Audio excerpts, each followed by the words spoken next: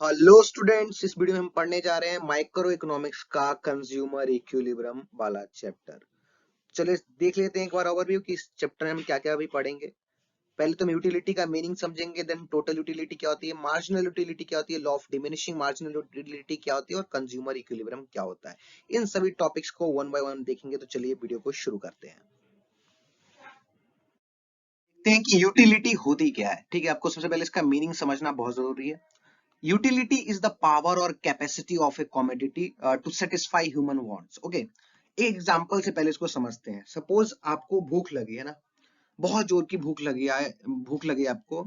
और आप स्कूल से आ रहे हैं, कॉलेज से आ रहे हैं, आपको कुछ खाने का मन कर रहा है ना। ये क्या है, फिर आप कुछ फूड्स की डिमांड करेंगे ना, हो सकता है आप तब खाना खा ले या आप फास्ट फूड की तरफ जाते हैं, आप बर्गर खाते हैं। तो बर्गर के आप देखते हैं कि बर्गर की कैपेसिटी या उस जो बर्गर कमोडिटी है। ओके, बर्गर क्या है, इधर हमारे पास एक कमोडिटी है। ओके, और बर्गर हम जब खाएंगे तो ऑब्वियसली हमारा पेट भरेगा। तो उसकी कैपेसिटी क्या है, वो हमारा पेट भर रहा है ना। तो यूटिलिटी इज द पावर और capacity of a commodity to satisfy human wants.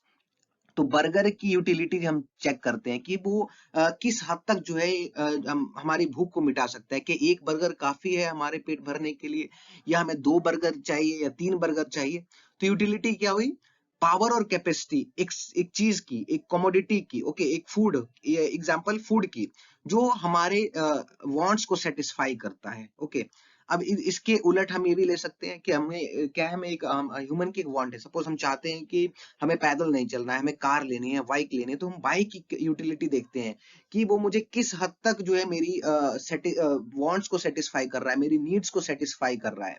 तो किसी भी कमोडिटी की पावर या कैपेसिटी जो हमारी वांट्स या नीड्स को सेटिस्फाई करती है, उसे क्या कहते हैं, यूटिलिटी कहते हैं। Okay, utility of a commodity means the amount of satisfaction. Okay, क्या है, अमाउंट ऑफ सेटिस्फेक्शन, किस चीज की, कमोडिटी की। Okay, that a person gets from consumption of goods और सर्विस। जब हम उस किसी गुड्स या सर्विस को कंज्यूम करते हैं, एक बाइक चलाते हैं, एक कार चलाते हैं, या कोई खाना खाते हैं भूख लगने पर, तो वो चीज जो है जिसका हम यूज कर रहे हैं, वो हमें किस हद तक सेटिस्फाई करता है, किस हद तक हमारी नीड्स को एकम्प्लिश करता है, उसकी पावर को क्या कहते हैं, यूटिलिटी कहते हैं। अब यूटिलिटी जो है वो दो तरह की होती है। पहली यूटिलिटी क्या है हमारे पास, पहली यूटिलिटी है कार्डिनल यूटिलिटी अप्रोच। ओके, ये क्या कहता है, it states that the satisfaction the consumer derives by the consuming goods and service can be measured in number. Okay, हम नंबर्स में डिफाइन कर सकते हैं जिस यूटिलिटी को, उसे कार्डिनल यूटिलिटी अप्रोच कहते हैं। ओके, ये कार्डिनल यूटिलिटी अप्रोच के अंदर आता है। सपोज मैं ये कह सकता हूँ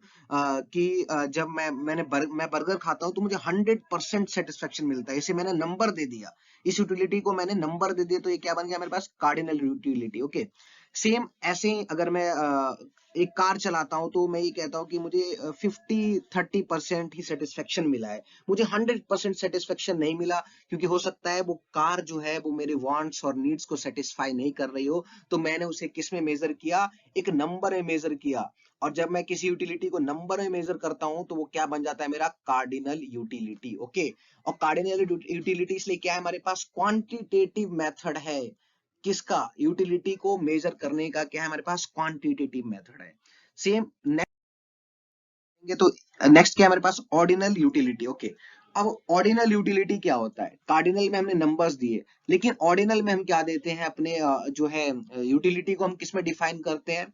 आप देखेंगे कि हम इसमें जो है वो रैंक्स प्रोवाइड करते हैं। Okay, ordinal utility uses a ranking system. उसमें हम क्या, कार्डिनल में हम नंबर सिस्टम का यूज करते हैं, ऑर्डिनल यूटिलिटी अप्रोच में हम रैंकिंग सिस्टम का यूज करते हैं। मैं ये कह सकता हूं कि मैंने बर्गर खाया तो मुझे ज्यादा सेटिस्फेक्शन मिला, मैंने उसे रैंक 1 दिया। मैंने चाउमीन खाया, मुझे उससे कम सेटिस्फेक्शन मिला, मैंने उसे दूसरी रैंक दी।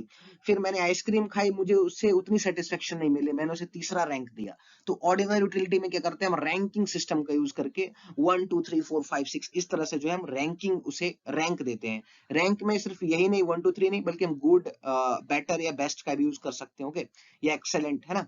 तो इस तरह से हम रैंकिंग सिस्टम का यूज करते हैं ऑर्डिनल यूटिलिटी अप्रोच में। आई होप आपको जो टू टाइप्स हैं इसका मीनिंग्स अच्छे से समझ आ गया होगा। अभी भी अगर आपको कोई डाउट है तो कमेंट बॉक्स में जरूर पूछ सकते हैं। नेक्स्ट है हमारे पास total utility and marginal utility क्या होता है। हम इस चार्ट के जो है थ्रू इस चीज को समझेंगे, ताकि हमें इन दोनों के बीच का डिफरेंस भी पता चले और साथ ही साथ मीनिंग तो पता चलेगा ही। तो फर्स्ट क्या है, टोटल यूटिलिटी। टोटल यूटिलिटी क्या होती है, aggregate of satisfaction that a consumer derives from consumption of any particular goods।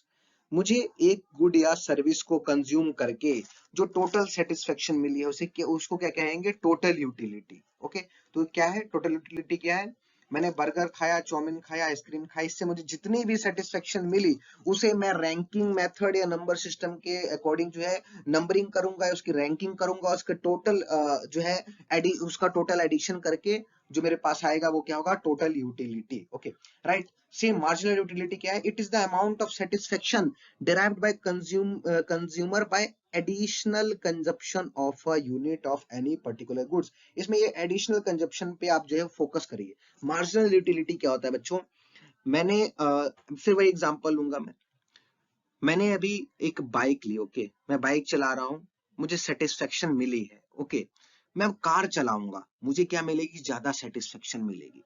तो बाइक और कार के बीच जो सेटिस्फेक्शन का डिफरेंस है वो क्या है, मेरा मार्जिनल यूटिलिटी। मुझे बहुत जोर से भूख लगी थी, ओके, मैंने एक बर्गर खाया, मुझे सेटिस्फेक्शन मिली, मैंने दूसरा बर्गर खाया, मुझे उससे भी सेटिस्फेक्शन मिलेगी, लेकिन पहले बर्गर को खाने से जो सेटिस्फेक्शन मिलेगी वो अलग रहेगा, दूसरे बर्गर को खाने से जो सेटिस्फेक्शन मिलेगा वो अलग रहेगा, है ना, दोनों के बीच डिफरेंस रहेगा कुछ ना कुछ। सपोज मुझे बहुत जोर की भूख लगी थी, मैंने बर्गर खाया, मुझे 100% सेटिस्फेक्शन मिल गया, मैंने दूसरा बर्गर खाया, मेरा मन नहीं था, मुझे उसे 20, 30, 50% ही सेटिस्फेक्शन मिला, राइट। तो क्या है, दोनों के बीच में जो डिफरेंस है वो क्या है, मेरा मार्जिनल यूटिलिटी। मैंने बाइक चलाई, मुझे 50% सेटिस्फेक्शन मिला, मैंने कार चलाई, मुझे 100% सेटिस्फेक्शन मिला, मेरी वांट्स जो है वो फुलफिल हो गई। तो 50 से 100 तक जाने में कितने का डिफरेंस लगा, 50। तो 50 क्या है, मेरा मार्जिनल यूटिलिटी है। आई होप आपको समझ आ गया होगा कि जब मैं कोई एक गुड्स को कंज्यूम करता हूं, उससे जो सेटिस्फेक्शन मिली वो तो ठीक है, लेकिन जब मैं एक एडिशनल यूनिट को कंज्यूम करता हूं, उससे जो सेटिस्फेक्शन मिलती है, उस एक्स्ट्रा सेटिस्फेक्शन को क्या कहते हैं, marginal utility. Okay, then next क्या है, total utility rises as more consumption is done. Total utility तो मेरा बढ़ेगा, है ना, मैं सबका टोटल करूंगा, जैसे जैसे मैं कंज्यूम करते जाऊंगा मेरी टोटल यूटिलिटी बढ़ती रहेगी। लेकिन मार्जिनल यूटिलिटी क्या है, diminishes with increase in total utility. इसका मतलब समझिए, मार्जिनल यूटिलिटी कैसे कम होते जाता है। मैंने एक बर्गर खाया, 100% सेटिस्फेक्शन मिली, मैंने दूसरा बर्गर खाया, 50% सेटिस्फेक्शन मिली, मैंने तीसरा बर्गर खाया, मुझे 10% सेटिस्फेक्शन मिला। तो क्या है, एक टाइम तक मेरा सेटिस्फेक्शन जो 100 लेवल तक था वो 50 और 30 नीचे गिरता जा रहा है, राइट। तो मार्जिनल यूटिलिटी क्या होता है, आप जैसे जैसे एक एक्स्ट्रा यूनिट का को कंज्यूम करते जाएंगे, आपका मार्जिनल यूटिलिटी घटता ही जाएगा। क्योंकि जब पहली बार जो कैर्विंग होती है ना, मतलब जो एक जिद होती है, जब वो कंप्लीट हो जाती है तो दूसरी बार से उतना सेटिस्फेक्शन नहीं मिलता है। एक नॉर्मल केस में भी हम देखते हैं ऐसा, राइट। सेम आगे क्या है, it suffers from diminishing return. Then next point है, marginal utility reduces with the consumption of additional unit. ये मैंने आपको बताया कि मार्जिनल यूटिलिटी घटता है जैसे जैसे आप एक्स्ट्रा यूनिट को कंज्यूम करते हैं, ओके। और ये डिमिनिशिंग रिटर्न क्या है, ये क्या कहता है कि टोटल यूटिलिटी पहले क्या है, ये ऐसे ऐसे बढ़ते जाएगा बढ़ते जाएगा बढ़ते जाएगा, फिर आप एक स्टेबिलिटी आ जाती है, ओके।